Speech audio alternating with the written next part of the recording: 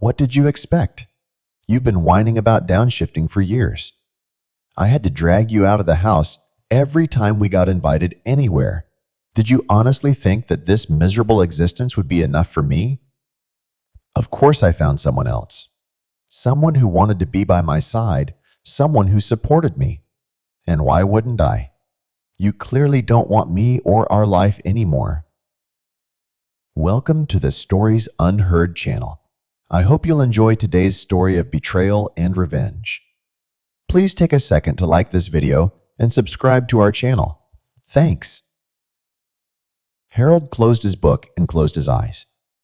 Sitting in his rocking chair in front of a fireplace, he couldn't help but start reflecting on his life yet again. At 52, Harold felt trapped in his marriage, which had become nothing more than a loveless business arrangement. Martha, his wife, was a woman built for power suits and boardrooms, her ambition rivaling Harold's. At one point in their life, Harold was beyond happy about it, but not anymore. For the longest time now, Harold had been yearning for a simpler life, a life in a small city, or maybe even countryside, where all the residents would know each other and would greet each other on the streets. Harold was tired of the corporate life, the never-ending dinners and charity galas, all the gossip and pretense. He felt like he was living in a fake world, surrounded by fake people. But no amount of persuasion could convince his wife to even consider downshifting. She loved her corporate world. Moreover, she ruled it. Honey, we have that dinner with the Jacobs today, remember? Why aren't you ready? Martha pulled Harold out of his sad thoughts. Is that today? I completely forgot about it. Do you need me there? Or can I skip it? Harold, this is the third dinner in a row you're trying to get out of. Is this what it's going to be like from now on? You do realize how important networking is in our world, right? We can't go around losing important contacts, and I can't always drag you out. Honey, you know how I feel about our world. I just can't bring myself to go out to the same restaurants, talk to the same people, about the same pretend problems. I just can't. I'm dying inside. Don't you get it? Harold tried to explain his feelings to his wife yet again. I get it, Harold. I get all of it. You're bored. You're tired. You're better than everyone else. Pull yourself together, for God's sake. We've built this life. We strived for this life. Now let's enjoy it. As God is my witness, this is the last event I'm attending alone. Get a grip, Martha said before slamming the door as she left the house. Harold sank back into his chair. He knew that Martha was right. It was the life he'd once wanted, the life they both worked really hard to build. It wasn't Martha's fault. She wasn't the one who'd changed. He was. Martha was so mad when she stormed out of the house that she'd left her phone behind. What was worse, she didn't realize what had happened until much, much later. Meanwhile, the phone started beeping. Harold picked it up, pondering if he should maybe drive up to the restaurant to at least get Martha's phone back to her. But then he glanced at the screen and read the top text. So what? Is your spineless hubby coming to this dinner or what? Harold felt blood rushing to his face. Who would text his wife something like that? He tried opening her phone to read the rest of the conversation, but it had a password on it. It took Harold 5 attempts to figure it out. It was their wedding date. How ironic. The conversation between his wife and a man named Joseph contained all kinds of explicit messages, pictures, text about past dates, and plans for the future.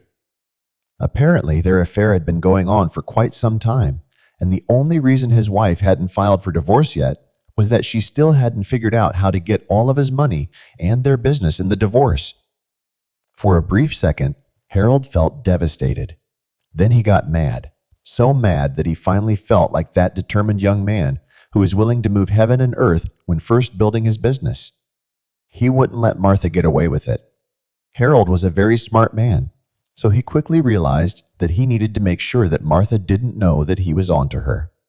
So, the first thing he did was back up Martha's phone to his computer so he could later recover all the information from it on a new phone and have time to come up with an action plan. He did it the very next day. Then he made an appointment with his lawyer and passed him the phone. He wanted to know if that would be enough to leave Martha penniless in the divorce. Unfortunately, since they didn't have a prenup, the reason for the divorce wouldn't play a huge role in the judge's decision, but it would have an effect to some extent. At this point, Harold was willing to risk losing everything just to get away from Martha as soon as he could. After talking to the lawyer, Harold hired a private investigator to get as much information about Martha's affair partner as possible. It turned out that Joseph was married and had 2 kids. His wife was a stay-at-home mom while he was often out on business. Joseph and Martha met at some conference a couple of years ago and had been sleeping together ever since. The worst part, however, was that Joseph accompanied Martha to all the events that Harold chose to skip. Everyone in their circle knew about the affair.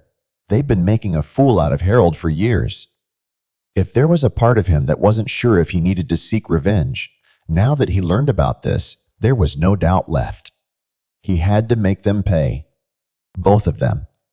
Martha's birthday was coming up, and she was planning a lavish party, as usual. Harold checked the guest list to make sure Joseph was on it. He sure was. Moreover, he was put down for a +1. Apparently, it was one of those extremely rare times that his wife was going to join him. It makes sense, I guess. I'm going to be there too, after all. At this point, Harold could only laugh about the ridiculousness of the situation. It was, however, good for his plan. This way, he'd be able to expose both Martha and her lover at the same time. Martha had asked Harold to prepare a video tribute to her a long time ago. He didn't want to do it and tried to get out of it, but Martha wouldn't have it. Now Harold was more than happy to do it. He prepared the best love story. It had dates, little anecdotes, pictures, and screenshots of the explicit messages Martha and Joseph shared. Sure, their business circle already knew about the affair, but the media didn't, and more importantly, Martha's family didn't. Neither did Joseph's wife. He was going to humiliate and expose them. When the day of the party came, Harold could barely hide his excitement. What has gotten into you? This is the first event in ages that you seem eager to attend, Martha asked suspiciously. I just love you, my dear, and can't wait to celebrate you with our family and all of our friends. Martha beamed. That was a nice change of pace. When they got to the restaurant, all the guests were already waiting for them. Martha and Harold mingled for a while, and then the celebration started. The host took the mic and reminded everyone who the guest of honor was. And now, please join me in watching this beautiful video prepared by Martha's loving husband, Harold. As the first pictures started to change one another on the screen, Martha slowly realized what was happening. Turn that off. Turn it off, now. But there was no stopping this avalanche. What is this, Joseph? Why? How could you? Joseph's wife was heard above the whispers of the bewildered crowd. The party was ruined. The truth was out. Harold expected himself to feel at least somewhat sad about it. But he wasn't sad. He was proud. When the video ended, Harold expected to hear at least some kind of apology from Martha, but all he got was, "What did you expect? You've been whining about downshifting for years. I had to drag you out of the house every time we got invited anywhere. Did you honestly think that this miserable existence would be enough for me? Of course, I found someone else. Someone who wanted to be by my side, someone who supported me. And why wouldn't I? You clearly didn't want me or our life anymore." So Harold took the mic. "I loved you, Martha. I loved you with all my heart. We've built a beautiful life together, and I wanted to spend the rest of my life with you, but you chose to ruin it all. You can pretend to have a valid excuse, but I'm sure you know how stupid it sounds. Well, you're free now. I guess that's what you wanted. Goodbye."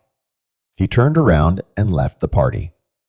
His car was packed, and he was going out of town for a couple of days to clear his head. He'd made all the arrangements and knew that Martha would be served with divorce papers the next day. Now he needed to rest up and prepare for the battle that their divorce would surely turn into. What do you think about the way Harold handled this situation? Do you think you'd be able to keep quiet for so long? Let's talk about it in the comments. And please don't forget to like this video and subscribe to our channel.